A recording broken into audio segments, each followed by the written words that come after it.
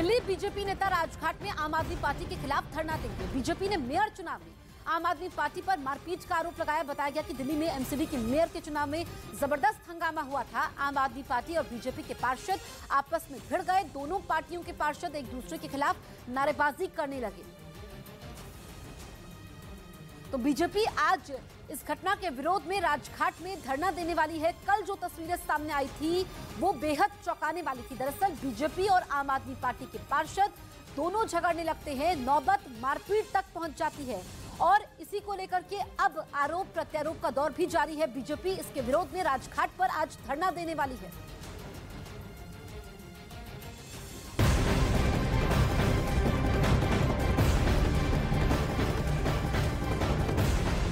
पहाड़ों में हुई बर्फबारी का ये सिर्फ एक छोटे से बेडरूम से मशरूम की खेती करके महीने का 50,000 कमा रही हैं। मशरूम खेती सीखनी है तो फ्रीडम ऐप को अभी डाउनलोड कीजिए। राजधानी दिल्ली समेत कई राज्यों में देखने को मिल रहा है।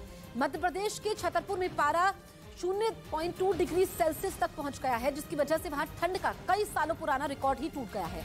बिहार की अगर हम बात करें तो बिहार की राजधानी पटना में शीतलहर और घने कोहरे की वजह से कई फ्लाइट्स में देरी हुई है। तो 3 तस्वीरें आपके सामने हैं और तीनों तस्वीरों में साफ नजर आ रहा है कि सर्दी का सितम है। शीतलहर को लेकर के अलर्ट भी है।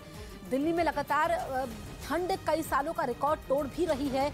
और दिल्ली में अगर हम बात करें तो परसों यानी कि गुरुवार का दिन शिमला से भी ठंडा रहा था। इसके अलावा छतरपुर में भी लोग अलाव के सहारे जी रहे हैं।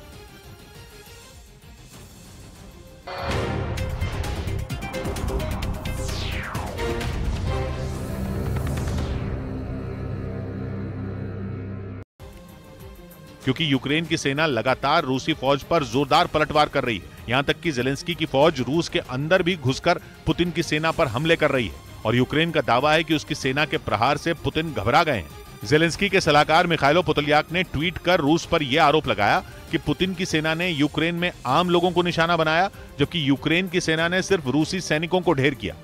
उन्होंने अपने ट्वीट में यह भी लिखा कि सबसे पहले रूस को यूक्रेन की कब्जा की हुई जमीन छोड़नी चाहिए, उसके बाद ही उसे सीज फायर का ऐलान करना चाहिए था। और यूक्रेन का यह भी आरोप है कि इससे पहले उसने 25 दिसंबर को क्रिसमस मनाने के लिए युद्ध रोकने की मांग की थी, लेकिन तब रूस ने उसकी मांग ठुकरा दी थी।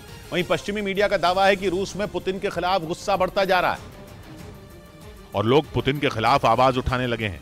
पश्चिमी मीडिया के मुताबिक रूस में लोगों को जंग लड़ने के लिए जबरन सेना में शामिल किया जा रहा है, जिससे वहां नाराजगी बढ़ती जा रही है। और माना जा रहा है कि सीज फायर से पुतिन देश और दुनिया में अपने विरोधियों को यह संदेश देना चाहते हैं कि वो जंग नहीं बल्कि अमन चाहते हैं।